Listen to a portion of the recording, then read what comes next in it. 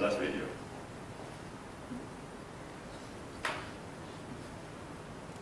How many of you are serving video ads? Okay. This is another case from a customer coming from the traditional TV industry. Of course, now they have online inventory. Traditional TV don't count their stock, their inventory in impressions. They measure it in time. Of course, in the online industry, unfortunately, we don't do that yet. So they came to us and said, hey, it doesn't really match for us because we have all our inventory for the traditional TV measured in seconds. But online we don't. And we agreed, it's a really good idea. So we sat down together and decided, okay, how can we actually do it?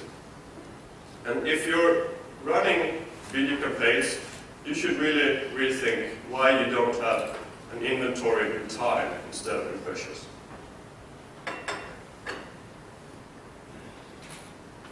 This is a smaller case, but actually really interesting. It started a while ago, in time before everyone had an iPhone app. So apps were pretty new, and some had started to discuss, okay, how can we implement ads in the app? We were having internal discussions at Emediate, how to do it in the best way. And then suddenly one of our existing customers comes and says, hey, we have an app, and we have integrated ads in the app, and we are running everything through Emediate. It was a really smooth integration. Thank you very much for the API. And we were a little bit puzzled because we were just planning to start improving the API to be able to support apps even better. But they knew the API, they knew our toolbox. But from that toolbox, they created their own tools, adding to the toolbox.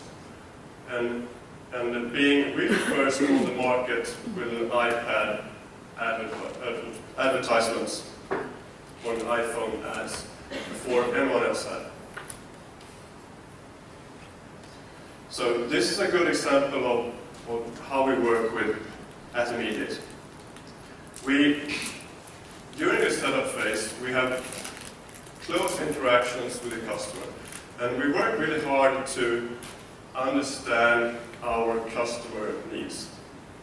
We also work to get our customers understand us, and making sure that they know what this toolbox is about. What kind of tools do I have to work with right now? And then we put them in control. And it's really important for us to have our customers in control. And you should always ask yourself, as a publisher, am I in control? Am I behind the driving seat of my ad server? And why is it important for us to have the customers in control? Well, of course, we have more than 140 customers all across the world. Everyone has a different need. So we are doing our best to make sure that Emediate our ad server can match the need. But there will always be new needs, new features, new systems that we can't possibly imagine today. So that's why it's really important that our customers themselves know that, okay, I'm in control. If I want to go this way, if I want to adopt it this way, I must know how to do that. So that's what I had today. Thank you very much for listening. I hope to see you at our breakout sessions.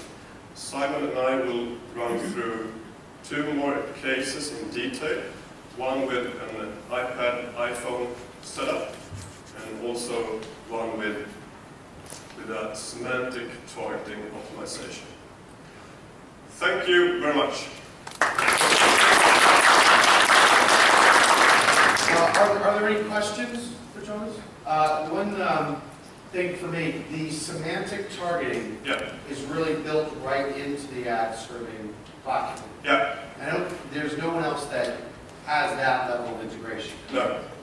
Because I think, and again, if you're not up on the semantic targeting, to me, I think that that is one of the best technology, or one of the best options, especially what's going to happen with cookies. Semantics will allow you to add a lot more value for the page if cookies and the data privacy issues, go a different direction. Yeah. South. Yeah. So it's a pretty interesting technology. And it's really interesting because we've seen so many cases where we have classified customer inventory, and they, before we do the classification, they would say, okay, I have this much about sports, I have this much about finance, I have this much about leisure. And once we run a classification of their sites, we can actually show them that no, you're actually wrong because you only have this much about actual sports. But on the other hand, you have a new other topic that you didn't even know about. So it's a really, really cool technology. And I think the tie-in with the video, the IMDb example you gave, is amazing. Because I think that's one of the things that I find is that videos do not have the metadata to target off of typically. And that's a real interesting way to do that. It's actually pull it from another source. That's sure, obviously, there's not every, that will not work for every scenario you can think of, but it's certainly an interesting approach. Yeah. That's cool. So thinking completely outside the box and finding a solution for a cool problem. Great. All right. Well, Jonas, thank you very much.